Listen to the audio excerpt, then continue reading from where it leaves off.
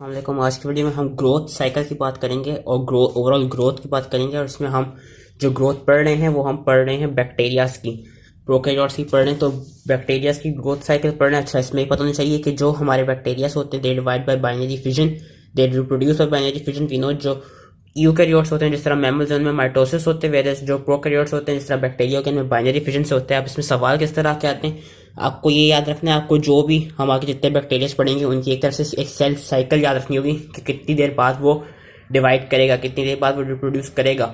और जो सवाल आएंगे वो इस तरह के आएंगे। लेट सपोज इन्होंने दिखाया हुआ है कि ये चीज़ याद रखनी है कि जनरेशन जो होंगी कि आफ्टर, जिस तरह फॉर एग्जांपल मैं दे देता हूँ ई कोलाई की। अब ई कोलाई की उन्होंने बताई कि सेल साइकिल होती है 20 मिनट्स। तो अब सवाल ये आ सकता है कि जब ई कोलाई की जो वो है वो 20 मिनट्स है, तो फिर और एक ई कोलाई की 20 मिनट्स है, तो लेट सपोज 3 घंटे में कितने ई कोलाइज हमें मिलेंगे। तो उसका हमें प्रोसेस क्या होगा, उसका प्रोसेस ये होगा कि वी शुड नो कि जो बाइनरी फिजन होते हैं उसमें एक्सपोनेंशियल ग्रोथ होती है, एक लॉगरिथम की फॉर्म में ग्रोथ होती है। कैसे? 20 मिनट बाद, मैंने कहा कि 3 घंटे में कितने होंगे, तो 20 मिनट बाद कितने ई कोलाई होंगे हमारे पास, हो जाएंगे 2। फिर उसके बाद 40 मिनट बाद कितने हो जाएंगे, फर्दर 20 मिनट बाद हमारे पास 2 से हो जाएंगे 4। उसके बाद 60 मिनट्स में कितने हो जाएंगे, 60 मिनट्स में फर्दर 2 तो हो जाएंगे 8, क्योंकि यू नो एक्सपोनेंशियली ग्रो कर रहा है। और फिर 1 घंटे 20 मिनट में कितने हो जाएंगे 16, 1 घंटे 40 मिनट में कितने हो जाएंगे 32, 2 घंटे में कितने हो जाएंगे 64, फिर उसके बाद 2 घंटे 20 में 128, 256, 512। इस तरह करके जिसका आंसर होगा ना कि 3 घंटे में कितने हमें बैक्टीरिया मिलेंगे ई कोलाई के, वो होगा 512। और यही चीज उन्होंने दिखाई हुई कि नंबर ऑफ सेल्स कितने और एक्सपोनेंशियल, यानी कि एक सेल साइकिल के बाद तो एक्सपोनेंशियल तो पावर 0 होगी। जब एक पूरी सेल साइकिल हो गई तो जिसकी एक्सपोनेंशियल लेंगे, जो हम 2 की पावर लेंगे वो लेंगे पावर 1। एक सेल साइकिल हो गई, उसमें कितने सेल्स मिलेंगे हमें, 2 मिलेंगे। जिस तरह 20 मिनट बाद 2 मिलेंगे। फिर जब 2 सेल साइकिल्स हो जाएंगी तो फर्दर 40 मिनट बाद कितने मिले, 4 मिले। 60 मिनट्स बाद कितने मिले, 3 हो गई, 8 मिले, फिर 16 एंड सो ऑन। इस तरह की एक्सपोनेंशियल ग्रोथ होती है। तो आपने याद रखनी है कि बाइनरी फिजन में एक्सपोनेंशियल ग्रोथ होती है। एंड इसके जो सवाल आते हैं वो इस तरह के सवाल आ सकते हैं कि अगर एक बैक्टीरिया की 20 मिनट्स में इतनी, या जिस तरह माइकोबैक्टीरियम ट्यूबरक्लोसिस का कह सकते हैं कि लेट सपोज 24 आवर्स में ये सेल, इसकी सेल साइकिल 24 आवर है लेट सपोज, तो 2 दिनों बाद कितने सेल होंगे, तो यानी 24 आवर में एक ही होगा। अगर हमने कहा 2 दिन में कितने होंगे, तो एक दिन में 2 होंगे और फिर 2 दिन में 4 हो जाएंगे, क्योंकि इसकी सेल साइकिल कितनी है, 24 आवर्स की। तो इस तरह के एक्सपोनेंशियल से रिलेटेड इस तरह टेबुलर फॉर्म में भी हम कर सकते हैं। इस तरह के इसमें सवाल आते हैं कि हमको ये कहते हैं करना होगा, डिटेक्ट करना होगा कि एक उस टाइम पीरियड में कितने बैक्टीरिया प्रोड्यूस हो रहे हैं। अब फर्दर बैक्टीरिया की जो ग्रोथ साइकिल होती है, जो बैक्टीरिया की ओवरऑल साइकिल होती है, जो कर्व बनता है उसको हम ग्रोथ कर्व कहते हैं। और उसके 4 फेजेस होते हैं, lag phase, log phase which is also known as exponential phase, stationary phase and death phase. Lag phase में क्या होगा, लैग फेस में मेटाबॉलिक एक्टिविटी होगी, लेकिन यहाँ पे सेल्स डिवाइड नहीं करेंगे। लैग फेस में कोई सेल्स डिवाइड नहीं करेंगे, बस सेल्स आपके कहते हैं ग्रोथ के लिए होगी, इनकी मेटाबॉलिकली एक्टिव हो रहे होंगे। कि during the lag face nutrients incorporate हो रहे होंगे बैक्टीरिया में, लेकिन बैक्टीरिया अभी रिप्रोड्यूस नहीं कर रहे होंगे। लॉग फेस में क्या होगा, लॉग फेस में सबसे ज्यादा बैक्टीरिया रिप्रोड्यूस होंगे। ये हम इस तरह कर्व की एक स्टीप कर्व देख भी सकते हैं कि जो लॉगरिथम का फेस होगा, जिसका एक्सपोनेंशियल फेस भी कहते हैं, इसमें रैपिड सेल डिवीजन होता है। ठीक है, ये याद रखना है कि जो रैपिड सेल डिवीजन होता है वो लॉग फेस में ही होता है। लैग फेस में कोई सेल डिवीजन नहीं होगा, सिर्फ ग्रोथ होगी। लॉग फेस में सेल डिवीजन होगा, फर्दर बैक्टीरिया की कॉलोनीज बनेंगी। और लैग फेस वही वाहिद फेस है जिसमें एंटीबायोटिक आके एक्ट करती है। मतलब अगर हमने किसी बैक्टीरिया को डिस्ट्रॉय करना है ना, तो जब हम उसको एंटीबायोटिक देंगे तो वो जिस फेस में जाके एक्ट करेगी वो होगी लॉग फेस। तो ये याद रखना है कि लॉग फेस में ही एंटीबायोटिक एक्ट करती है। लैग फेस में कोई ग्रोथ नहीं होती, लॉग फेस में ग्रोथ होती है। स्टेशनरी फेस में क्या होता है कि स्टेशनरी फेस में बैक्टीरिया की डेथ होने शुरू होती है, अभी होती नहीं है, होना शुरू हो जाती है। क्यों? उसने जो नंबर ऑफ बैक्टीरियाज होते हैं उनको कांस्टेंट रखना होता है। मतलब जितने बैक्टीरियाज प्रोड्यूस हो रहे हो उतने ही बैक्टीरियाज डाई कर रहे हो। इसलिए हम देख सकते हैं यहाँ पे जो कर्व हो गई एक स्टेशनरी लाइन बन गई है। स्टेशनरी फेस में होता क्या है कि यहाँ पे न्यूट्रिएंट्स की डिप्लीशन होने लग जाती है, या कोई भी अगर टॉक्सिक कंपाउंड आ गया हो तो उसकी वजह से जो ग्रोथ होती है वो स्लो डाउन हो जाती है और आपके बैक्टीरिया यहाँ पे मरना शुरू हो जाते हैं। स्टेशनरी फेज में यही होता है। और यहाँ पे भी लिखा हुआ है stationary phase during which as many cells are dying as are being form, मतलब जितने सेल्स मर रहे होंगे उतने ही पैदा हो रहे होंगे। स्टेशनरी फेज होती है।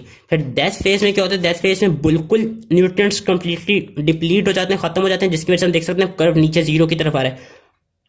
डेथ फेज नाम से भी बता रहे, डेथ फेज में क्या होगा, सारे बैक्टीरिया की जितने भी वायबल, जितने भी जिंदा बैक्टीरिया होंगे सबकी डेथ हो जाएगी। तो ये हमें 4 फेजेस याद रखने थे। लैग फेज जिसमें कोई डिवीजन नहीं होगी, लॉग फेज जिसमें सबसे ज़्यादा डिवीजन होगी और एंटीबायोटिक एक्ट कर देगी, स्टेशनरी फेज जिसमें जितने बैक्टीरिया प्रोड्यूस हो रहे हैं उतने डाई कर रहे हैं, और फिर डेथ फेज जिसमें अल्टीमेटली सारे वाइबल बैक्टीरिया डाई कर जाएंगे। अब डिफरेंट तरह के बैक्टीरिया, अब डिफरेंट तरह की ग्रोथ भी होती हैं। कुछ बैक्टीरियाज को हम कहते हैं ऑब्लिगेट इंट्रासेलुलर बैक्टीरिया, उनमें ऑब्लिगेट इंट्रासेलुलर ग्रोथ होती है। इसका क्या मतलब है? हमें पता है कि हम बैक्टीरियाज को आर्टिफिशियली भी कल्टीवेट कर सकते हैं लेबोरेटरी में, लेकिन कुछ बैक्टीरियाज ऐसे होते हैं जो कि आपकी लैब्स में नहीं प्रोड्यूस हो सकते। लैब्स में आप जितने भी न्यूट्रिएंट्स चाहे क्यों ना प्रोवाइड कर दें, वो अपनी लैब्स में आपके नहीं बन सकते। वो सिर्फ ह्यूमंस के अंदर ही आपका कहते हैं, वो सिर्फ ह्यूमंस के अंदर ही ग्रो कर पाएंगे और ह्यूमंस के अंदर ही जिंदा रह पाते हैं। तो उन बैक्टीरिया को कहा जाता है ऑब्लिगेट इंट्रासेलुलर बैक्टीरिया या ऑब्लिगेट इंट्रासेलुलर पैथोजेंस। जिस तरह यहाँ पे एग्जांपल दी हुई है, क्लैमिडिया, रिकेट्सिया, एरिलीचिया और anaplasma. They can only grow within living cells and are refer to as obligate intracellular pathogens. कि ये जिस जो होस्ट सेल होगा ना, सिर्फ उन्हीं के अंदर रह सकते हैं। It can be human, it can be any animal. तो ये वाले बैक्टीरिया जो ऑब्लिगेट इंट्रासेलुलर पैथोजेंस होते हैं, ये सिर्फ होस्ट सेल के अंदर ही सर्वाइव कर सकते हैं। क्यों कर सकते हैं? क्योंकि इनके पास एबिलिटी नहीं होती एटीपी प्रोड्यूस करने की। तो ये करते क्या है, जो होस्ट सेल एटीपी प्रोड्यूस कर रहे होते हैं ना, ये उसको यूज करके फिर जिंदा रह रहे होते हैं। So these are known as obligate intracellular bacteria. बाकी आपके एरोबिक और एनारोबिक ग्रोथ आ जाती है। ये हमें नाम से ही पता है, एरोबिक में ऑक्सीजन की सप्लाई होती है, एनारोबिक में ऑक्सीजन की सप्लाई नहीं होती। We know from our ETC की साइकिल, वी नो कि जो ऑक्सीजन होता है वो हर मेटाबॉलिज्म में हमें चाहिए होता है, क्योंकि वो एंड में जाके हाइड्रोजन के साथ, जिस तरह हमने इलेक्ट्रॉन ट्रांसपोर्ट चेन में भी पढ़ा था, हाइड्रोजन के साथ वो जाके रिएक्ट करके फिर अल्टीमेटली वाटर बना देता है। लेकिन कुछ बैक्टीरिया में होता है क्या कि ऑक्सीजन आप हाइड्रोजन पर ऑक्साइड प्रोड्यूस कर सकता है और कुछ फर्दर सुपर ऑक्साइड जैसे टॉक्सिक मॉलिक्यूल्स प्रोड्यूस कर सकता है। तो वो बैक्टीरिया जो ऑक्सीजन यूज करते हैं और जिनमें ये वाले एंजाइम्स हो, super oxide dismutase or catalase, उनको हम एरोबिक कहते हैं। फिर से रिपीट कर रहा हूँ, एरोबिक हमें पता है कि वो बैक्टीरिया होते हैं जो कि ऑक्सीजन यूज कर सकते हैं। लेकिन वो ऑक्सीजन क्यों यूज कर सकते हैं? यूं यूज कर सकते हैं क्योंकि उनमें ये सलाहियत होती है कि उनके पास ये 2 एंजाइम्स होते हैं, सुपर ऑक्साइड डिस्म्यूटेस एंड कैटालेस। होता क्या कि वो नो डाउट ऑक्सीजन को यूज तो कर सकते हैं, लेकिन कभी कभार उनमें ऑक्सीजन कोई टॉक्सिक इफेक्ट प्रोड्यूस कर सकता है, जिस तरह ऑक्सीजन उनमें कभी कभार हाइड्रोजन पर ऑक्साइड और सुपर ऑक्साइड्स प्रोड्यूस कर सकता है। तो सिंस उन बैक्टीरिया के पास ये 2 एंजाइम्स होंगे, तो वो करेंगे क्या कि जो सुपर ऑक्साइड्स बन रहे होंगे या जो हाइड्रोजन पर ऑक्साइड बना होगा, वो उसको इन एंजाइम्स के थ्रू नॉन टॉक्सिक प्रोडक्ट्स में बना देंगे, जिस तरह वाटर एंड ऑक्सीजन मॉलिक्यूल। तो ये एक बात थी। और फिर इसी बेसिस पे हमने जो एरोबिक बैक्टीरिया से उनको 3 फर्दर ग्रुप्स में डिवाइड किया हुआ है, obligate aerobes, facultative anaerobes and obligate anaerobes.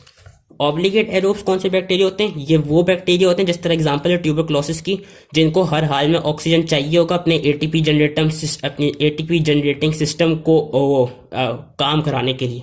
मतलब ट्यूबरक्लोसिस ये इस तरह का बैक्टीरिया जिसको हर हाल में ऑक्सीजन चाहिए होगा, ऑक्सीजन नहीं होगा तो ये मर जाएगा।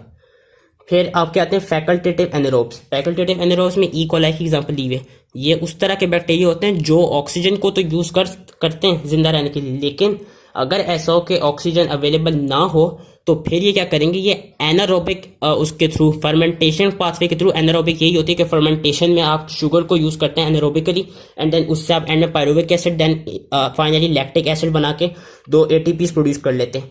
तो जो फैकल्टेटिव एनारोब्स होते हैं ये क्या करते हैं कि ये दोनों, उनके पास दोनों सलाहियत है, ये ऑक्सीजन को भी यूज कर सकते हैं, लेकिन अगर ऑक्सीजन प्रेजेंट ना हो तो फिर ये ऑक्सीजन के बगैर भी फर्मेंटेशन पाथवे के थ्रू अपनी एटीपी को जनरेट कर सकते हैं। और फिर लास्ट में आपके आते हैं ऑब्लिगेट एनारोब, जिसमें इन्होंने एग्जांपल दी हुई कोलोस्ट्रीडियम टेटनाई की। ये वाले वो बैक्टीरिया हैं जो क्या कहते हैं, जो कि हर हाल में ऑक्सीजन के बगैर ही रहेंगे, जिनको ऑब्लिगेट एनारोब्स, ये दीज आर एनारोबिक बैक्टीरियाज।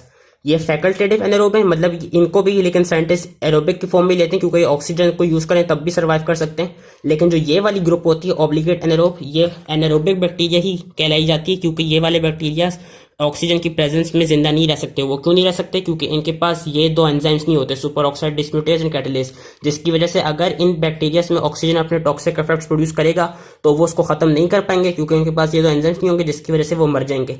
तो जिस तरह Clostridium tetani, it is known as obligate anaerobe and it can only survive in presence of absence of, and basically in absence of oxygen, कि it can not grow in the presence of oxygen because they lack either super oxide dismutase or catalase और both. वही जो चीज़ अभी मैंने बताई है। Fermentation of sugars मैंने बता दिया। फर्मेंटेशन बेसिकली कि कुछ बैक्टीरिया को फर्मेंटेशन के थ्रू भी देखा गया कि उनके थ्रू भी वो डिफ्रेंशिएट किया गया। कुछ मतलब फर्मेंटेशन में ये होती है कि कोई भी शुगर हो, ग्लूकोज हो गई, माल्टोज हो गई, लैक्टोज हो गई, तो वो डिफरेंट बैक्टीरिया डिफरेंट शुगर्स को फर्मेंट करेंगे, उनसे वो इवेंचुअली बनाएंगे पायरुविक एसिड जो एनारोबिक रेस्पिरेशन होती है। फिर पायरुविक एसिड जो एनारोबिक ग्लाइकोलाइसिस होती है, सॉरी, फिर पायरुविक एसिड से बन जाएगा लैक्टिक एसिड। अब होता क्या है कि जो एरोबिक बैक्टीरिया होते हैं ना, वो क्या करते हैं, वो ग्लाइकोलाइटिक पाथवे के बाद वो फिर चली जाती है, उनकी जो पायरुविक एसिड बनता है वो चला जाता है क्रेब्स साइकिल में, एंड देन क्रेब्स साइकिल से उनको फिर एनर्जी जनरेट करती है। ये चीज़ बेसिकली बायोकेमिस्ट्री की चीज़ इन्होंने यहाँ पे बताई हुई कि जब वो जो फैकल्टेटिव एनारोब्स होते हैं, we know they can use oxygen and they can also survive without oxygen. तो बस इनका उन्होंने इस पैराग्राफ में ये बताया हुआ है कि फैकल्टेटिव एनारोब्स जब ऑक्सीजन को यूज करके अपनी एटीपी प्रोडक्शन करते हैं तो ज़्यादा एटीपी प्रोड्यूस होते हैं। क्यों प्रोड्यूस होते हैं? क्योंकि वी नो कि जब वो ऑक्सीजन को यूज़ करेंगे तो ऑक्सीजन से वो ग्लाइकोलाइटिक पाथवे से आगे जाके चली जाएगी Krebs cycle, which is prior knowledge कि क्रेब एंडिनो के क्रेब्स साइकिल में सबसे ज़्यादा एटीपी प्रोड्यूस होते हैं। लास्ट में उन्होंने बताया हुआ आयरन मेटाबॉलिज्म। आयरन भी ये कहते हैं एक एसेंशियल आप कह सकते हैं मिनरल है जो कि बैक्टीरिया को रिक्वायर्ड होता है फॉर देयर ग्रोथ, क्योंकि हम सेल की ग्रोथ पढ़ रहे हैं। उनके जो साइटोक्रोम सी के कंपोनेंट्स हैं उसके लिए रिक्वायर्ड होता है। वी नो कि साइटोक्रोम सी कंपोनेंट के थ्रू ही एटीपी की प्रोडक्शन होती है। तो बैक्टीरिया का बस इसमें उन्होंने ये बताया कि बैक्टीरिया आयरन को ट्रैप कैसे करते हैं, आयरन को लेते कैसे। Basically bacteria they produce an iron binding component जिनको हम कहते हैं साइड्रोफोर्स। साइड्रोफोर्स का काम क्या है कि siderophores they are secreted by bacteria, they capture iron by chelating it and then they attach it to specific receptors on bacterial surface and फिर वो जो जब surface पे लग जाएगा फिर क्या करेंगे, उस आयरन को एक्टिवली ट्रांसपोर्ट कर देंगे inside the cell where the iron becomes available for use. तो इसमें आयरन मेटाबॉलिज्म का बस ये इंपॉर्टेंट पॉइंट बताया हुआ है कि जो बैक्टीरियास होते हैं, बैक्टीरियास अगर ह्यूमन के अंदर आ भी गए तो वो साइड्रोफोर्स के थ्रू आयरन को यूटिलाइज करते हैं। So that was it related to cell growth. I hope इसी समझ में आ गया। उसमें बस ये जो एक इंपॉर्टेंट चीज़ है ना, जिससे क्वेश्चन आते भी हैं, वो आपको ये पता होना चाहिए कि आपको हर बैक्टीरिया की वो पता होनी चाहिए उसकी लाइफ साइकिल कितनी है, एंड देन के कितने टाइम ड्यूरेशन बाद क्या कितने नंबर ऑफ सेल्स प्रोड्यूस हो गए होंगे। जिस तरह मैंने एग्जांपल दी कि ई कोलाई की 20 मिनट्स है तो 3 घंटे बाद कितने ई कोलाई प्रोड्यूस होंगे। We will do it 2 to the power of 9 के थ्रू कि ई कोलाई कितने बनेंगे। ई कोलाई बन जाएंगे 512 आई बिलीव।